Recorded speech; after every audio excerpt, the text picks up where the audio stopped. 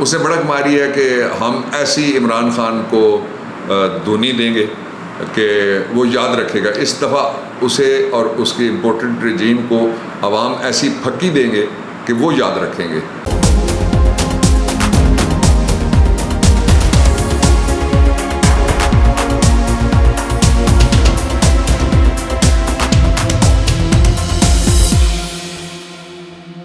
بسم اللہ الرحمن الرحیم. السلام علیکم. ہیلو پاکستان. جہاں جہاں میرا چھوٹا پاکستان ہے، سب کے لیے خیر، برکت، عزت اور حلال رزق کی دعا کے ساتھ میں آپ کے سامنے ایک فیکٹ رکھنا چاہتا ہوں کہ جو پاکستان کا ٹوٹل رقبہ ہے وہ 8,81,913 اسکوائر کلومیٹر ہے. 8,81,913 اسکوائر کلومیٹر. اس میں سے صرف 906.5 کلومیٹر رقبہ ہے اسلام آباد کا.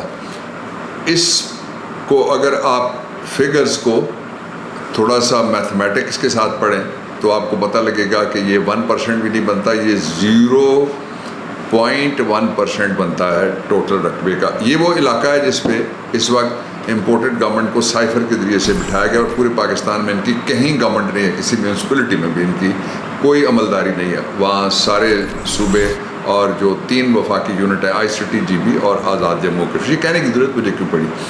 اس لیے کہ یہ کہتے ہیں، ان کا اپنا دعویٰ یہ ہے کہ 1/3 Pakistan is under the water, کہ اس وقت پاکستان کا جو تقریباً 30-33% علاقہ ہے وہ سیلاب کے پانی میں ڈوبا ہوا ہے. اگرچہ اس پہ اب 2 بڑے اسٹرانگ ویوز آ رہے ہیں، پرٹیکولرلی فرام سندھ، کہ وہاں پہ سیلاب کچھ کلیمٹی تھی، قدرتی آفت کہہ سکتے ہیں آپ اس کو، اور وہ کچھ سیلاب وہ تھا جس کو باقاعدہ ٹریگر کیا گیا.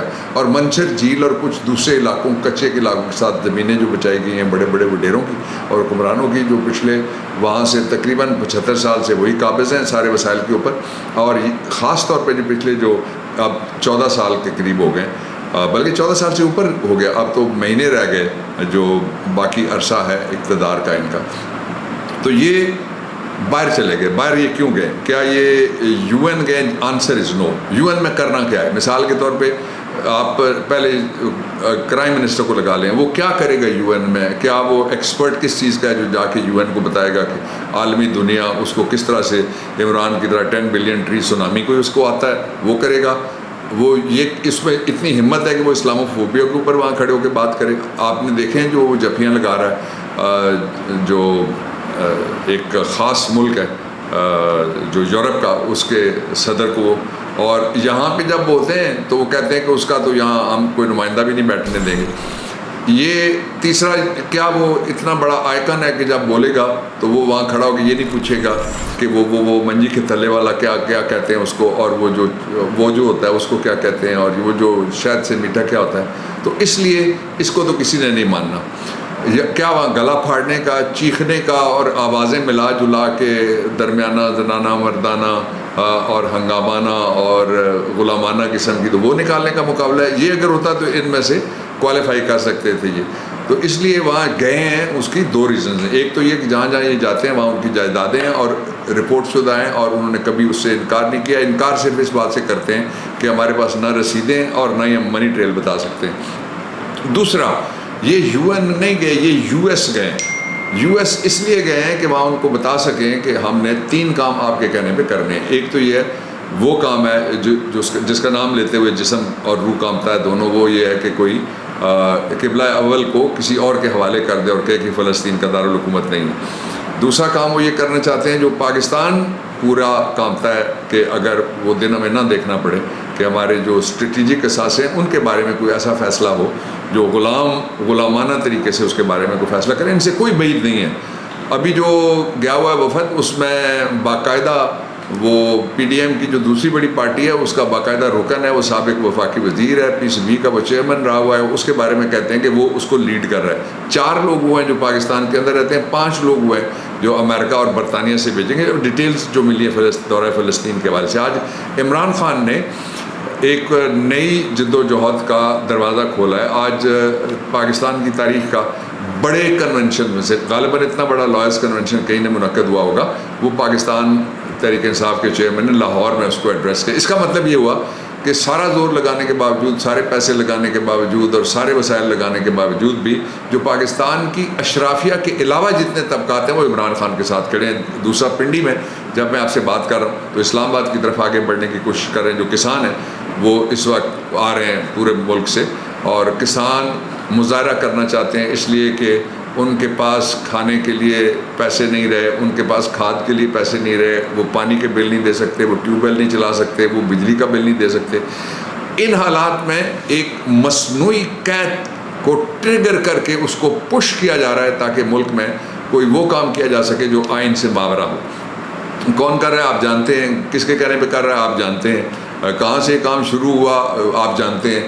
اب تو کوئی راز کی بات کوئی نہیں ہے. سازش کس نے کی، مداخلت کس نے کی، نوازش کس نے کی، اور کس نے سائفر والے جو ہیں وہ اب کون ہے والی بات وہاں سے گزر گیا ہے معاملہ. تیسری جو امپورٹنٹ بات ہے وہ یہ ہے کہ جو اسلام آباد ہے اس کے اندر بڑے لمبے عرصے سے ایک 144 لگایا گیا. 144 جو ہے وہ دور غلامی کی یادگار ہے، اور برٹش امپائر نے یہ قانون بنایا تھا، اور یہ 1700 کچھ میں، پھر 1800 کچھ میں اس پہ امینڈمنٹس ہوتی رہیں. تو طریقہ یہ تھا کہ لوگوں کو باہر نکلنے سے روکا جائے، اور جس چیز کے اوپر کسان اکٹھے ہوں یا مزدور اکٹھے ہوں یا محنت کش اکٹھے ہوں تو اس پہ پابندی لگائی جا سکتی. 144 کے 5 سے زیادہ لوگ جمع نہیں ہو سکتے. لیکن ان کے چمچے کڑچے جتنے مرضی جمع ہوں. تو یہ جو صورتحال ہے اس سے نکلنے کے لیے کل ایک میٹنگ ہوئی تھی، اور آج ایک سیل بنا ہے، اور اس سیل کے ذریعے سے ہم جو یہ غیر قانونی جتنے بھی کام ہیں میں اس کو کنوین کرتا ہوں. اس کے 8-9 ممبرز ہیں، اور جس میں 4 ہمارے یونٹ شامل ہیں. تو اس سیل کے ذریعے سے جو امپورٹنٹ کیسز ہیں وہ ہم فائل کرنا شروع کر رہے ہیں انشاءاللہ. اس ہفتے سے آپ دیکھنا شروع کریں گے. میں آپ کو مثال دیتا ہوں کیسے امپورٹنٹ کیسز سے مراد کیا ہے. پہلا یہ کہ 144 کوئی کسی جگہ کوئی سچویشن ہو تو اس کو ٹیکل کرنے کے لیے لگایا جا سکتا ہے. اتنا لمبا عرصہ کیوں، اس کو ہم عدالت لے کے جا رہے ہیں. دوسرا یہ ہے کہ جو 72 رکنی کابینہ اس وقت پاکستان کی تاریخ میں لٹورے نے بنائی ہوئی ہے، اور ملک سیلاب میں ڈوب گیا. خود کہتے ہیں 30% پاکستان سیلاب میں ڈوبا ہوا ہے، اور وہاں جن ہوٹلوں میں یہ ٹھہرے ہوئے ہیں گوگل کر کے آپ دیکھ لیں، کسی کا کرایہ $3000 یومیہ سے کم نہیں ہے. لیموزینز آپ چھوڑ دیں، عیاشیاں ان کی آپ چھوڑ دیں، ان کے ساتھ جو چمچے ہیں، جو نہ نظر آنے والے کمرے جو بک ہوئے ہوئے ہیں، ان کی بھی میں بات نہیں کرنا چاہتا، لیکن وہ اطلاعات آ رہی ہیں. تو جو اصل ایشو ہے وہ یہ ہے کہ وہاں یہ گئے ہیں ان کو یقین دلانے کے لیے کہ آپ کے ایجنڈے پہ ہم چلیں گے. میں نے آپ کو 2 ایجنڈا آئٹمس بتائے، تیسرا میں اینڈ میں آپ کو بتاؤں گا جس کے اوپر یہ وہاں گئے ہوئے ہیں. تو اس وقت جو پاکستان کے اندر جو صورتحال ہے وہ یہ ہے کہ ہر طبقہ باہر نکلنا چاہتا ہے، ہر طبقہ باہر نکلا ہوا. آج میں راولپنڈی ہائی کورٹ میں ایک روٹین کا کیس لڑنے کے لیے گیا ہوا تھا. وہاں میں جب باہر نکلا تو میڈیا ٹاک کے لیے وہاں ARY لائیو تھا، اور کوئی 1-2 اور لوگ بھی تھے.